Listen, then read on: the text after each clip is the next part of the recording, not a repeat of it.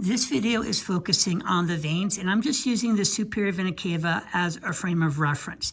And so we're going to work our way to the right upper extremity, and so we basically see the right subclavian vein, and remember, we're going in this direction.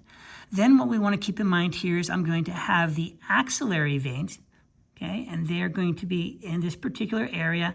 And what I want to point out here is a relatively short brachial vein. Okay, we're not seeing that very clearly.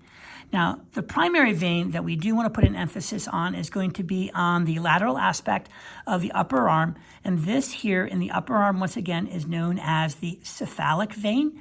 And the name is somewhat confusing because typically when we hear cephalic, we actually think to the head. Eventually, it's going in that direction. But this is actually known as the cephalic vein. On the medial aspect of the upper arm, we're actually going to see the basilic vein. So once again, these veins really kind of depart from the common nomenclature on their anatomical location.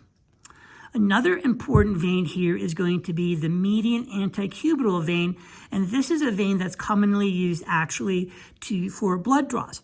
Now, as we work our way down to the forearm, and I want to make sure that I'm clear here because the lab manual is not as clear with respect to this. We are now on the radial aspect of the forearm, so this will be referred to as the right radial vein. And on the medial side or ulnar side, this is where we actually have the ulnar vein. As we go down into the hand, this is where we're going to see the vein palmar arch veins. Then what I want to do next is actually work through the abdominal cavity. And so here, once again, we have the inferior vena cava. So this is all inferior vena cava. And the vessels pretty much are named after their primary structure and what they're supplying. Here we have the liver. So this is going to be the hepatic vein.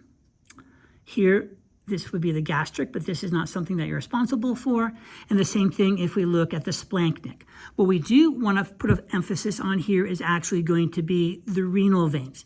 Now, similar to what we saw with the arteries, we are actually going to see a common iliac vein, and we can see that. We can actually see, if you look real closely, this is where the dive, so that is my internal iliac vein, and here is my external iliac vein. Now, we want to follow this a little bit more closely because we're actually going to see where the femoral vein is. And this is not something that shows up very clearly on this model. It does not do all veins justice. And what I'm pointing to here is actually the femoral vein. This large vein that we see on the medial aspect is the great saphenous vein, not the femoral vein.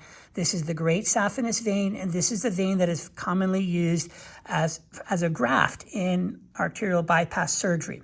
Then we work our way down, and what we're going to find here are going to be the posterior tibial vein, and then the anterior tibial vein, and we're also going to look at the venous plantar arches. So that will take care of the veins of the lower extremity and all the veins on Flat Stanley.